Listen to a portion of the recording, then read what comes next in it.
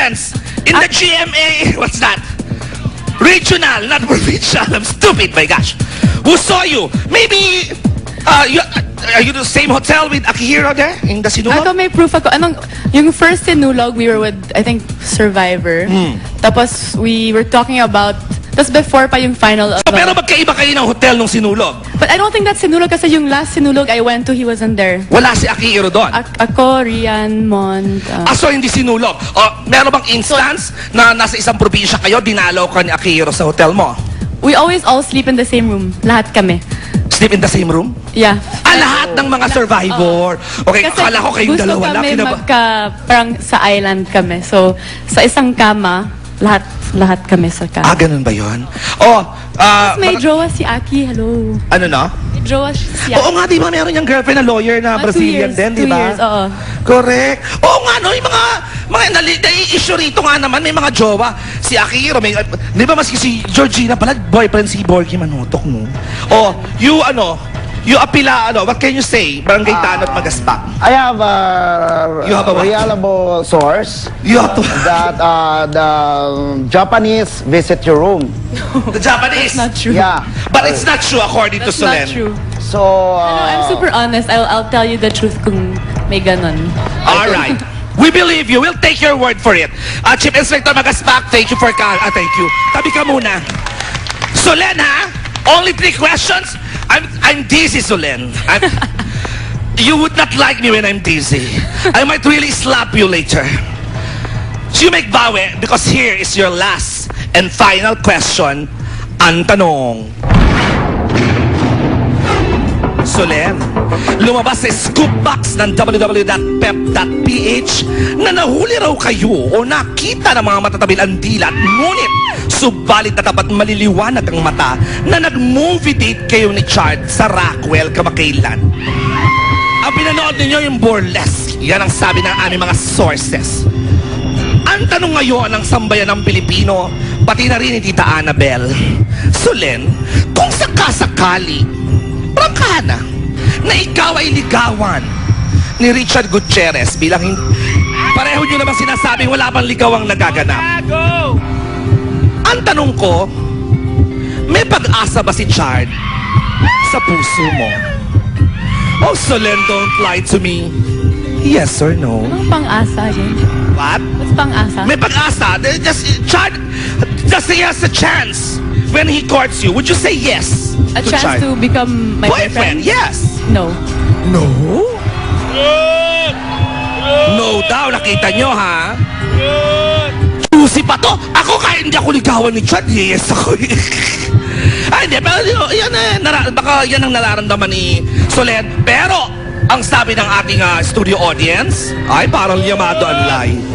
Ang tanong, Chief Inspector Corpus, anong sabi ng iyong foundation at ng pearls? Is it a truth or a lie? Gusto ka na word ko na mag-unite Pagtingin mo don't tell a lie Kung nagkakabis ko na Kung may etching ka Desuno lang ang sagot Pero huli-huli ka Shake it, shake it, shake it sweet Pull your head down to your feet Listo ka na wag ka na mag-deny Pag tinanong don't tell a lie Wag nang magmaang-maangan pa Kung may etching ka Dahil nakalay detector ka Huling-huli ka Sandali. Your machine's a lie. Solen. Ito ang lie. Perfect! Perfect score of 3 lies, Solen. Umapila ka sa barangay. Why? Why you said no? Charlie is still handsome and cute person. No, he's very handsome, very nice. Then why? Boyfriend material, pero What? as of now, we're still getting to know each other.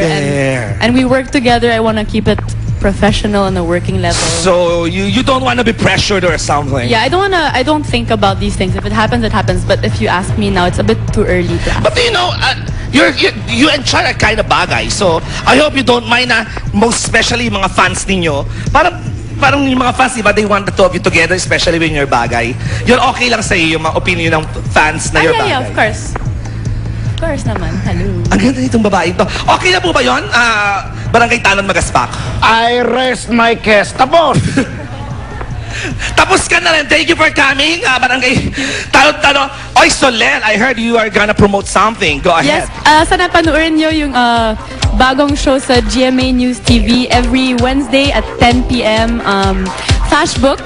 Wow. Tapos, kung gusto nyo magpa-makeover, May makeover. makeover show, pwede kayong sulatan kami. Susulat kayo doon. Susulat kayo. Wow. Kami sa Flashbook at gmanetwork.com. Correct. Ay, bongga. I think that's a bagay show for you. It starts March 2. Ako, isali, gusto ko i-make over mo ako, pero gusto ko Okay. dapat ganyan ang mukha ko pagtapos, ha? Okay. Yung tipong lipstick lang, hindi nga ata ito nagme-makeup to babaeng to. Thank you very much, Thank Solen. you. Salamat. Kahit hinilo mo ako today, for your lie detector needs, tawag sa Tooth Verifier 647-571 or 647-572. At hanapin lamang si Ms. Cherry Dumlao Nulod. Maraming salamat sa Philippine National Red Cross QC Chapter. Thank you very much, guys. Kay Barangay Tanod Magaspak at saka kay Chief Inspector Corpus. Birthday ng utility natin ni Kuya Ronel sa Wednesday.